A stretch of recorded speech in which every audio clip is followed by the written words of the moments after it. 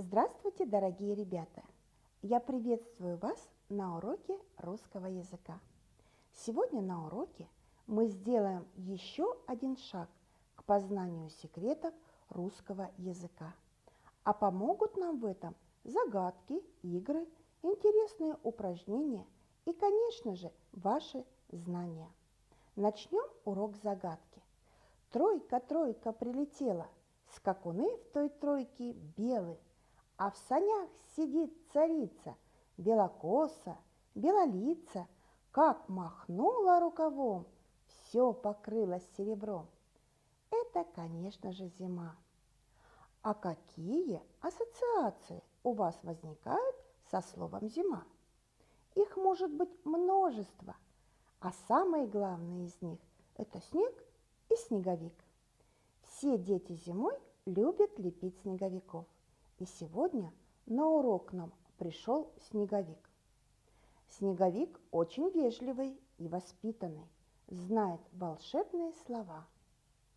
Запишем эти слова, но с условием, что в них будет буква «В».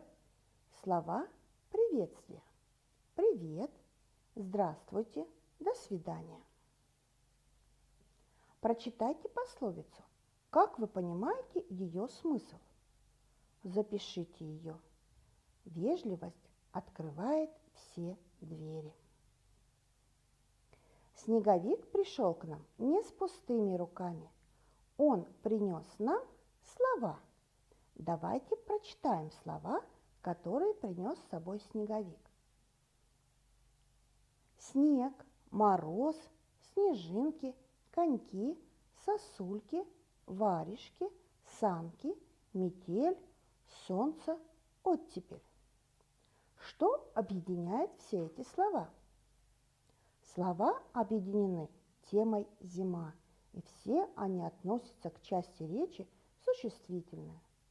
Вспоминаем то, что мы знаем. О какой части речи мы с вами говорили на предыдущих уроках? О имени существительного. Что такое имя существительное? Существительное – это самостоятельная часть речи, обозначает предмет, отвечает на вопросы «кто», «что». Бывает собственное и нарицательное, одушевленное и неодушевленное. Относится к мужскому, женскому или среднему роду. Изменяется по числам. Прочитаем еще раз слова снеговика. Разделим их на две группы и запишем в два столбика. Снег, снежки, мороз, варежки, солнце, коньки, метель, сосульки, оттепель, санки. По какому признаку мы разделили слова на группы? Правильно, в первой группе имена существительные обозначают один предмет, а во второй группе несколько предметов. В каком числе стоит имя существительное, если обозначает один предмет? Правильно, в единственном числе. В каком числе стоит имя существительное, если обозначает несколько предметов? Во множественном числе. Сформулируем тему урока. О какой особой примете имени существительного мы будем сегодня говорить? Тема нашего урока – изменение имен существительных по числам. Сегодня на уроке мы с вами будем развивать умение определять число имен существительных, изменять имена существительные по числам. Соберите и запишите слова в столбик, поставив их в форму единственного и множественного числа. Что вы заметили? При изменении числа имен существительных изменяется окончание. Лексическое значение слов не меняется. Мы не образуем новые слова при помощи приставки и суффикса, поэтому эти слова не являются однокоренными, а образуют форму одного и того же слова. Какие окончания могут быть у существительных в единственном числе, а какие во множественном? Давайте разберемся. У имен существительных женского рода в единственном числе окончания «а», «я», во множественном числе бывают окончания «и», «ы». У имен существительных мужского рода в единственном числе окончание нулевое «а», «я», а во множественном числе бывают окончания «и», «ы», «а», «я». Рассмотрим существительные среднего рода. У имен существительных среднего рода в единственном числе окончания «о», «е», во множественном числе бывают окончания «и», «а», «я». Когда мы о чем-то рассказываем, мы легко называем один предмет или много, даже не задумываясь. Но следует обратить внимание, что у некоторых слов при изменении числа меняется не только окончание. Могут изменяться согласные перед окончанием. Ухо – уши. Твердый согласный перед окончанием может стать мягким. Лист – листья, стул – стулья. У существительных может измениться суффикс. Слоненок – слонята, волчонок – волчата. Может добавиться суффикс сын – сыновья, дочь – дочери. И даже может измениться все слово. Человек – люди, ребенок – дети. Мы вспомнили, что имена существительные изменяются по числам и имеют форму единственного и множественного числа. Составим опорную схему, которая поможет определить число имени существительного. Назовем местоимения, которые помогают определить число имен существительных. Единственное число – один предмет. Он, она, оно. Множественное число – много предметов. Они. Делаем вывод. Имена существительные изменяются по числам. Существительное в единственном числе обозначает один предмет, во множественном числе – два или несколько предметов. При изменении существительных по числам чаще всего изменяется окончание. Число у существительного – это форма слова. Если число у существительного может меняться, значит это изменяемый признак слова. Вспомните, ребята, в русском языке встречаются необычные существительные. В чем их секрет? Поставьте имена существительные в форму множественного числа. Что вы заметили?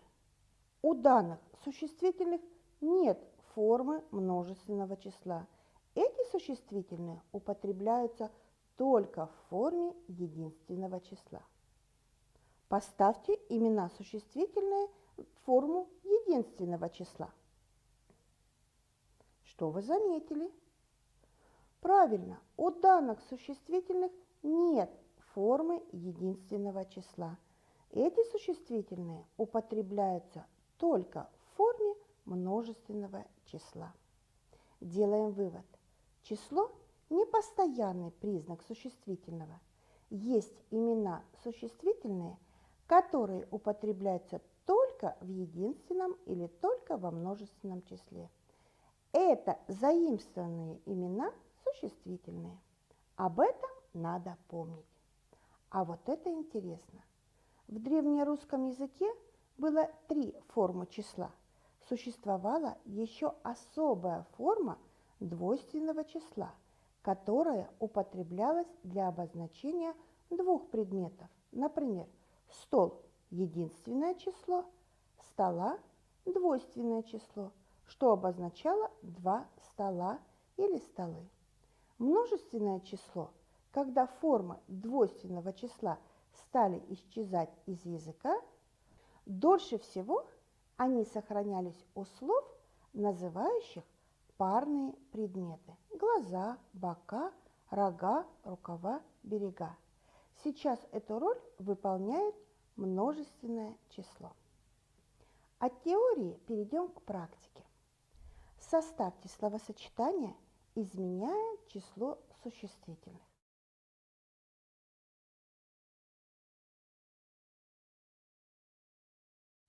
Проверьте себя.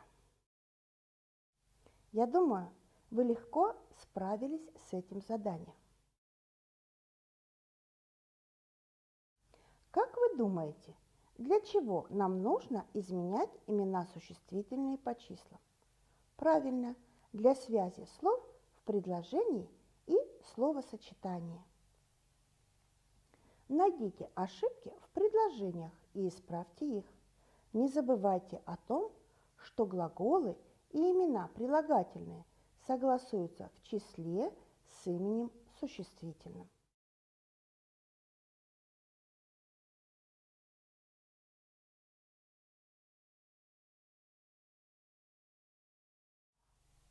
Запишите. Проверьте себя. А теперь запишите названия детенышей этих животных в форме единственного и множественного числа. Действуйте по образцу. У совы кто? Совенок, единственное число. Кто? Совята, множественное число. У гусыни, у лисы, у рыси, у курицы, у лошади, у коровы, у львицы. Не забывайте, что при образовании множественного числа может меняться все слово, может меняться суффикс и окончание. Проверьте себя. Я думаю, вам легко было справиться с этим заданием. А наш урок подошел к концу.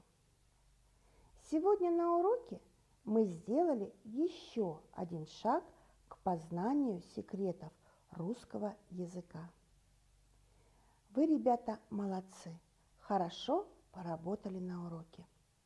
Подведем итог урока. На уроке вы узнали,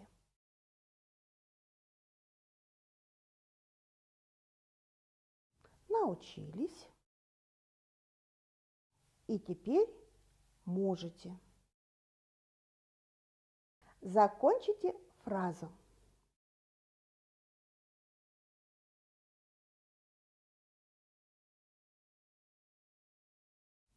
Оцените уровень своей успешности. Прослушайте творческое домашнее задание. Наберите по 5 существительных, употребляемых только во множественном числе. Благодарю всех за внимание. Спасибо за урок. До свидания, до новых встреч.